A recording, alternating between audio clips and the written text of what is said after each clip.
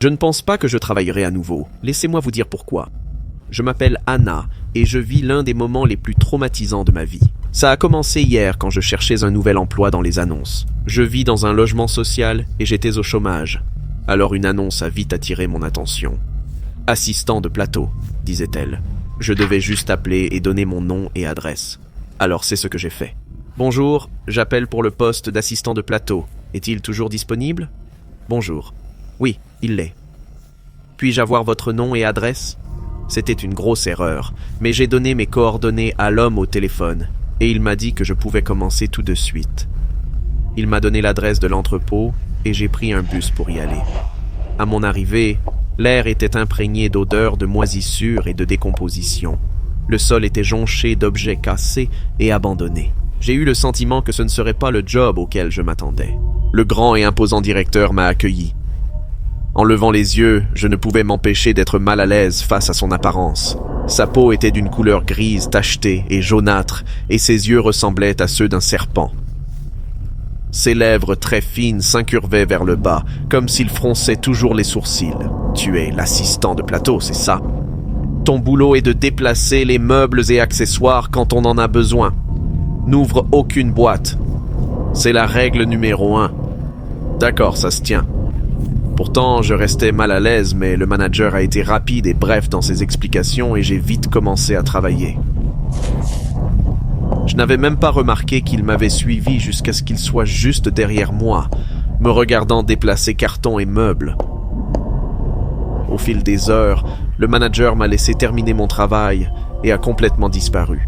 Quant aux boîtes que je devais déplacer, elles devenaient de plus en plus lourdes jusqu'à ce que chaque pas soit un effort. J'avais l'impression d'être observé et ça me mettait vraiment mal à l'aise.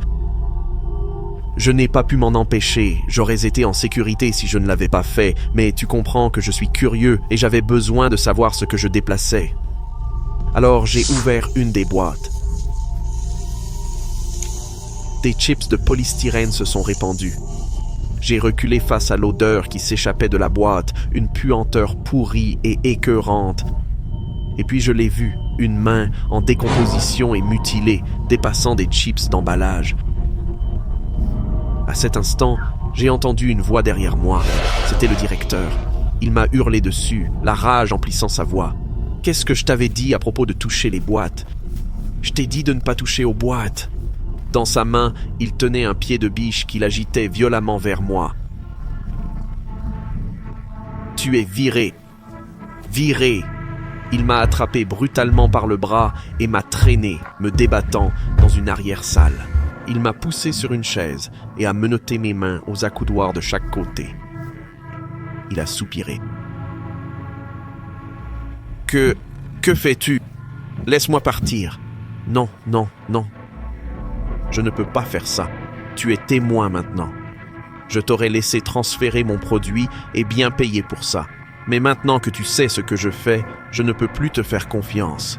Maintenant, je dois appeler quelqu'un qui s'occupera de toi. » Il est sorti, son corps élancé presque dansant, me laissant seul à lutter contre les menottes. Et j'ai eu de la chance d'être si maigre car mes poignets fins ont pu glisser hors des menottes. Désespéré, j'ai couru hors de l'entrepôt, le cœur battant dans ma poitrine. Le gérant avait disparu dans une petite pièce et je supposais qu'il était au téléphone avec quelqu'un. S'il m'attrapait maintenant, je serais fichu. J'ai couru et couru jusqu'à arriver à un poste de police. Essoufflé, j'ai raconté mon histoire aux officiers. Ils ont envoyé des agents à l'entrepôt et l'un d'eux a proposé de me raccompagner, ce que j'ai accepté avec gratitude. Pendant qu'on roulait, j'ai vite réalisé quelque chose. « Où allez-vous ? Ce n'est pas le chemin vers chez moi. Je fais juste un petit détour. Ne t'en fais pas. » Mais dans le miroir, je pouvais voir l'éclat maléfique dans ses yeux. C'est là que j'ai compris où il m'emmenait, à l'entrepôt d'où je venais de m'échapper. J'ai saisi la poignée, ouvert la portière d'un coup et sauté de la voiture encore en marche. J'ai couru sans m'arrêter jusqu'à chez moi, les bras et les jambes brûlants d'épuisement. Je me suis caché dans ma chambre, ne sachant ni à qui parler ni quoi faire. À qui devrais-je le dire ? Que dois-je faire ? Alors que je paniquais, mon téléphone a soudain sonné. Je n'aurais pas dû répondre à ce numéro inconnu, mais je l'ai fait. J'ai reconnu immédiatement la voix à l'autre bout de la ligne. Tu ne réfléchis pas clairement, n'est-ce pas? Je viens chez toi maintenant. Ne bouge pas d'un muscle. J'ai vite raccroché et me suis éloigné de la fenêtre, éteignant tout et verrouillant chaque porte. Avec un sentiment d'effroi, j'ai réalisé que j'avais bêtement donné mon adresse au gérant. À cet instant, j'ai ressenti plus de peur que jamais dans ma vie. Je ne pouvais qu'attendre et espérer qu'il partirait si je restais parfaitement immobile et silencieux. J'ai entendu la voiture s'arrêter dehors et j'ai prié pour qu'il ait changé d'avis. Mais quand j'ai entendu la poignée tourner, mon cœur s'est serré. Je savais que j'étais en danger. J'étais ravi de commencer mon nouveau poste chez Whitlock & Associates, un charmant cabinet comptable niché dans un vieil immeuble en briques du centre-ville. Le bureau avait un charme d'antan. Mon bureau était près d'une de ces grandes fenêtres et en face de moi se trouvait une femme aux longs cheveux noirs qui tombaient sur son visage. Elle leva brièvement les yeux quand je m'installais, m'offrant un léger signe de tête avant de retourner à son travail. J'ai souri. « Salut, je m'appelle Emma, enchanté de vous connaître. » Elle n'a pas répondu, son stylo s'agitant furieusement sur un carnet. Le bruit de grattement était incessant, presque agressif. J'ai haussé les épaules, supposant qu'elle était plongée dans quelque chose d'important. Au fil de la matinée, je ne pouvais m'empêcher de remarquer sa concentration intense. Les pages se remplissaient rapidement, chacune couverte de ce qui ressemblait à des gribouillis désordonnés. La curiosité me rongeait. À un moment, j'ai essayé de voir ce qu'elle écrivait, mais elle a aussitôt plaqué sa main sur la page, yeux toujours cachés derrière ses cheveux. Pendant la pause déjeuner, j'ai rejoint quelques collègues dans la salle de pause et j'ai fumé une cigarette avec Lily. Alors, la femme qui est assise en face de moi, est-ce qu'elle vient parfois déjeuner avec vous? Elle m'a lancé un regard perplexe. De qui parles-tu? La femme aux longs cheveux noirs, toujours en train d'écrire dans son carnet. Elle a ri nerveusement. Ça doit être quelqu'un d'en haut. Il ne se mélange pas. De retour à mon bureau, elle était toujours là, son stylo grattant le papier. Elle ne mangeait pas, ne s'étirait pas, ne bougeait même pas sur sa chaise. La pile de pages remplies débordait maintenant sur le sol. Tu sais, c'est bien de faire une pause parfois. Silence. J'ai repris mon travail, mais le grattement incessant était insupportable. J'ai mis mes écouteurs pour ne plus l'entendre. Plus tard, ayant besoin d'un répit, j'ai décidé d'aller chercher un café. En me levant, je l'ai regardée. Elle était parfaitement immobile, sauf sa main. Sa façon d'écrire était presque mécanique, répétitive. Dans le couloir, je suis tombé sur Marc, un des gars de l'informatique. « Hé, tu sais s'il y a un problème avec le chauffage? » Il fait un froid de canard près de mon bureau. Marc haussa un sourcil. Je n'ai entendu aucune plainte. Je vais vérifier le thermostat. De retour à mon bureau, la température semblait avoir encore baissé. Je me frottais les mains, jetant un coup d'œil au thermostat accroché au mur. Il affichait un normal 72 degrés. Le soleil de l'après-midi projetait des reflets sur la fenêtre derrière ma collègue. J'ai remarqué quelque chose d'étrange. Son reflet ne correspondait pas à ses mouvements. Alors qu'elle écrivait fébrilement, son reflet restait figé, la tête tournant lentement vers moi. Mon souffle s'est coupé. J'ai cligné fort des yeux. Quand j'ai regardé à nouveau, son reflet correspondait à ses actions. À l'approche de la fin de journée, la plupart des collègues commencèrent à ranger. « Hé, on va tous partir bientôt. Tu as besoin d'aide pour quelque chose. » Il s'arrêta d'écrire. Lentement, elle releva la tête, mais son visage restait caché par ses cheveux. Un murmure parvint à mes oreilles, si faible que je doutais l'avoir entendu. « Ils ne peuvent pas me voir. » Un frisson parcourut mon échine. « Pardon ?» Elle reprit l'écriture, encore plus frénétiquement qu'avant. Les lumières au-dessus vacillèrent. J'ai regardé autour de moi. Le reste du bureau semblait normal. Rassemblant mes affaires, je me suis dépêché de partir. En sortant, j'ai jeté un coup d'œil en arrière. Elle me regardait, son visage à moitié visible. Ses yeux étaient sombres, creux, pleins d'une émotion indéfinissable. Je ne pouvais pas me défaire de ce sentiment que quelque chose clochait. Le lendemain, j'ai trouvé un post-it sur mon écran. « Viens me voir dans mon bureau, Thompson. » Super. J'étais déjà dans le pétrin. Dans son bureau, M. Thompson m'a lancé un regard inquiet. « Emma, est-ce que tout va bien? Tes collègues disent que tu sembles distraite. »« Ça va. » Il a hoché la tête. « Dis-nous si tu as besoin de quoi que ce soit. » À mon bureau, la femme était absente. Un soulagement m'a envahi. Peut-être avait-elle pris congé. Les heures ont passé sans qu'elle apparaisse.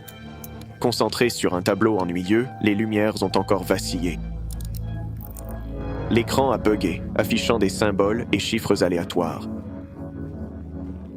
Frustré, j'ai appelé le service informatique. Marc arriva, fronçant les sourcils devant l'écran. C'est bizarre, on dirait une corruption de données. Pendant qu'il travaillait, j'ai remarqué un reflet dans la partie sombre de l'écran. Derrière moi se tenait la femme, son visage à quelques centimètres du mien. Je me suis retourné, mais il n'y avait personne. « Tu as vu ça ?» Marc a nié. Il m'a adressé un sourire compatissant. « Prends soin de toi, d'accord ?» En fin d'après-midi, le bureau était presque vide. J'ai décidé d'enquêter.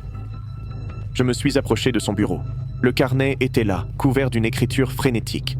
J'ai hésité, puis je l'ai ramassé. Les pages contenaient une seule phrase répétée sans cesse. « Il ne voit pas. Il ne voit pas. » Un froid soudain m'a enveloppé. « Tu me vois. » J'ai fait volte-face.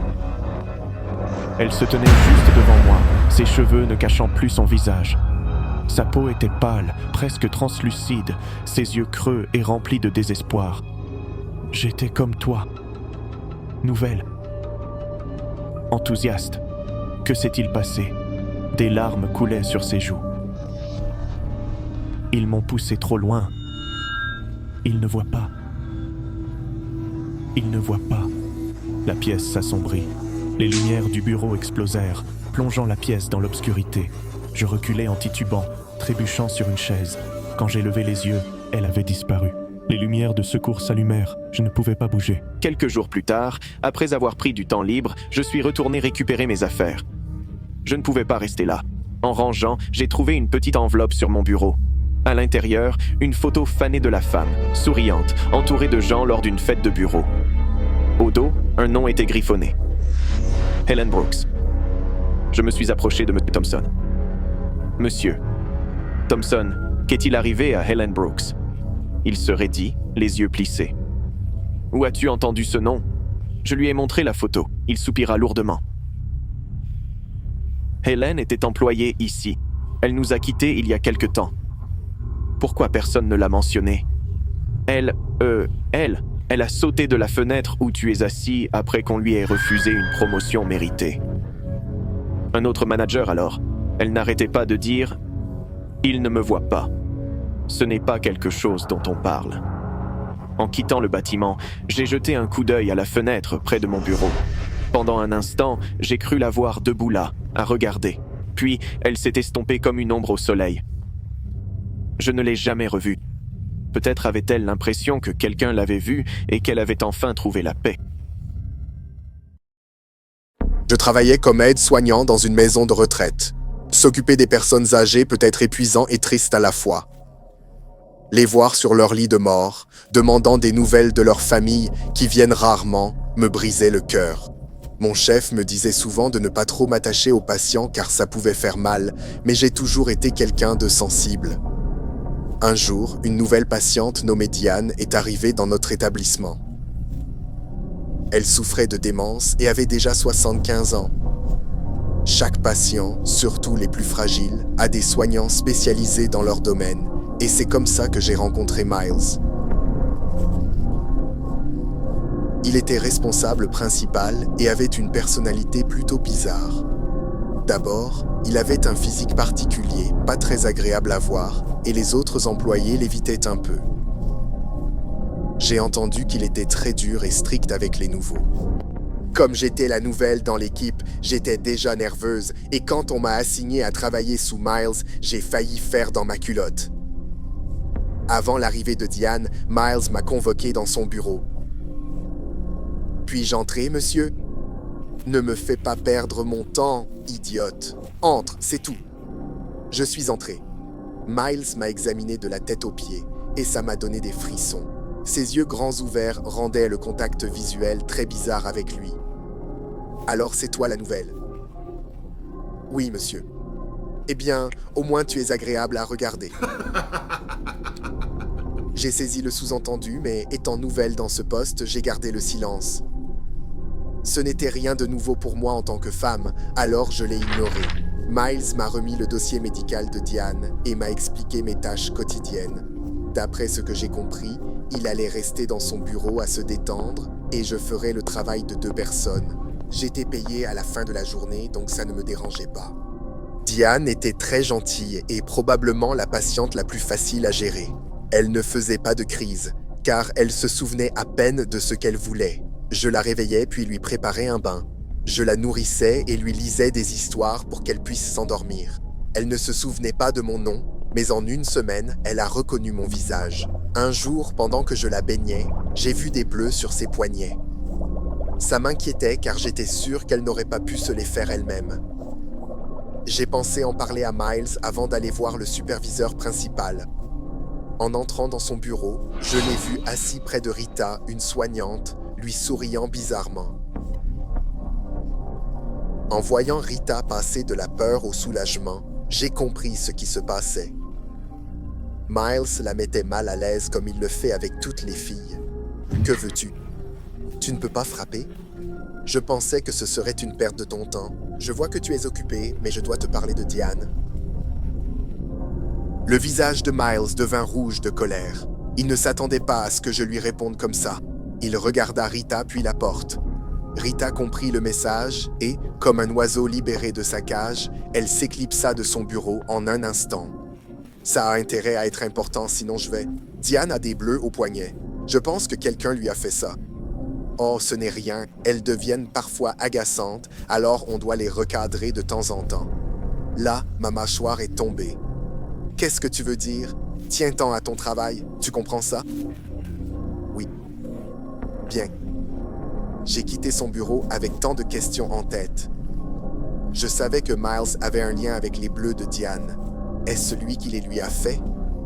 Cette nuit-là, j'ai décidé de rester pour observer ce que Miles fait pendant le service de nuit. Vers 9h, j'ai vu Miles entrer dans la chambre de Diane.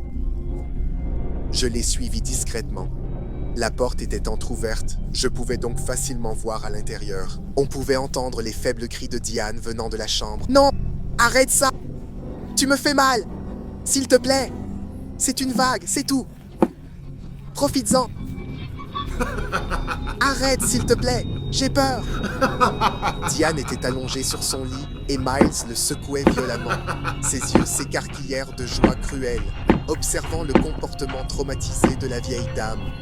Alors, c'est ce qu'il fait aux patients quand personne n'est là. Quel malade mental! Il a ensuite arrêté de secouer le lit et est allé à la salle de bain. Je ne voyais pas ce qu'il faisait là-dedans, mais quelques secondes plus tard, il est revenu avec un chiffon. Il a commencé à claquer le chiffon sur le visage de Diane tout en riant comme un démon. « Prends ça, mamie, c'est ce que tu mérites. » « Tiens, prends. » Le chiffon qu'il lui jetait au visage servait à nettoyer les toilettes. Mon estomac se retourna de dégoût. Quel genre de personne est-ce? Et comment se fait-il que personne ne l'ait encore dénoncé? Peut-être que personne ne l'a vu faire ça. J'ai lentement sorti mon téléphone et commencé à filmer. Je voulais l'arrêter et sauver Diane, mais je devais aussi recueillir des preuves pour le faire renvoyer définitivement. Il dansait et faisait des grimaces ignobles à Diane, qui le suppliait sans cesse de la laisser tranquille. Soudain, Diane saisit la boîte de mouchoirs de son lit et la lança sur Miles. Même à ce stade de sa vie, la vieille dame n'avait pas oublié comment riposter. « Oh, tu fais la rebelle, hein? Je vais t'apprendre ce qu'est la vraie douleur. » Miles lui attrapa les poignets et commença à les tordre dans le sens opposé. « Aïe! Ne fais pas ça. Arrête. Stop. Pourquoi? Je croyais que ça te plaisait. J'en ai assez. S'il te plaît, ça fait mal. » Les larmes coulaient sur mes joues. Je voulais bondir et briser chaque os de ce monstre, mais filmer était essentiel. Sinon, personne ne me croirait. Une fois assez de preuves, j'ai couru voir le superviseur. Je lui ai montré la vidéo et il n'en croyait pas ses yeux. Miles a été convoqué immédiatement et signalé à la police aussi. Au début, il a nié toutes les accusations, mais bien sûr. Mais après avoir vu la vidéo, son visage est devenu livide. La famille de Diane a été informée et ils ont fait payer Miles. Je me rappelle son regard quand les policiers l'ont arrêté et emmené. Il semblait déterminé à ruiner ma vie, il lui fallait juste l'occasion. Je ne l'ai jamais revu, et franchement, j'ai tant de haine pour ce monstre que mon sang bout rien qu'en y pensant.